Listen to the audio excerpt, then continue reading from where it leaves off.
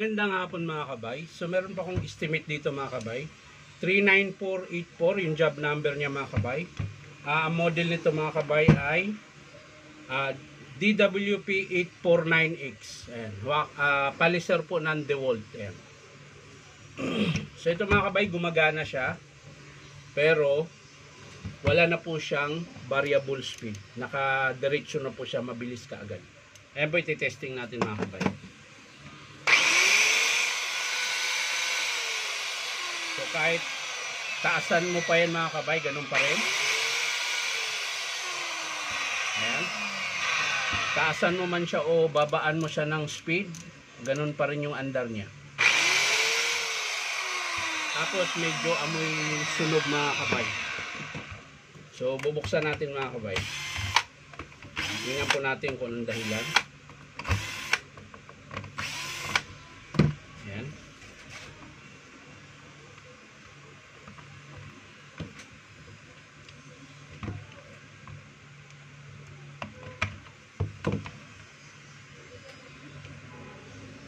So ayan mga kabay.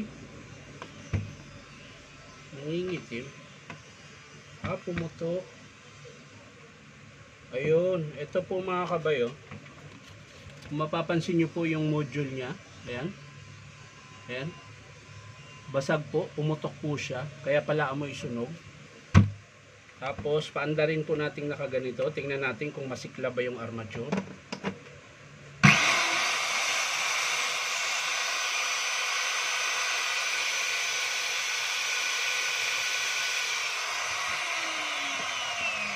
So okay pa naman yung siklab na yun mga kabay, hindi pa naman yan delikado. Pero syempre titingnan pa rin natin mga kabay yung armature kung makapal pa ba. Titingnan natin yung bar niya mga kabay, kung okay pa ba. Tapos yung carbon sa kabila mga kabay, ayan. Medyo naputol po yung spring, ayan, ang eksena, kaya pala medyo masiklab yung kabila. So isa din yun sa dahilan kung bakit masiklab yung unit natin minsan. Yung spring niya mga kabay nalulusaw.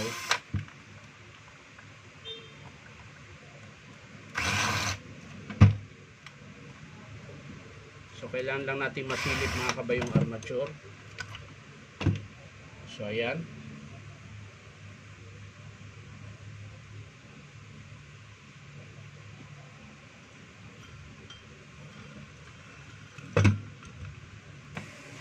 So yan mga kabay, bigla kong pinost, tinawag ako sa babae.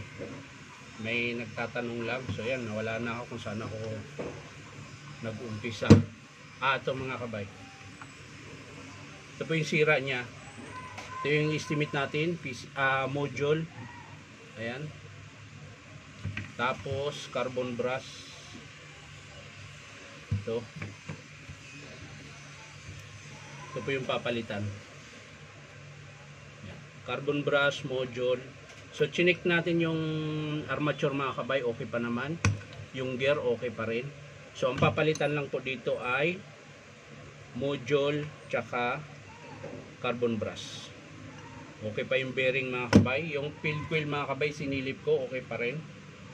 Ayan, wala naman po siyang alog. Although natanggal lang yung pinakatali niya.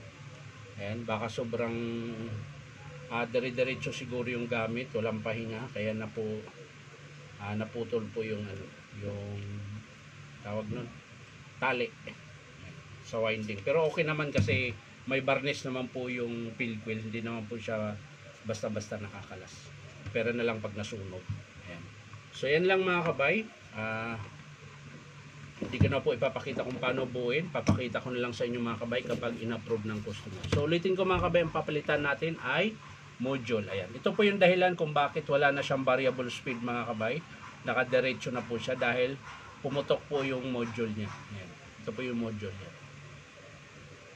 Ayan.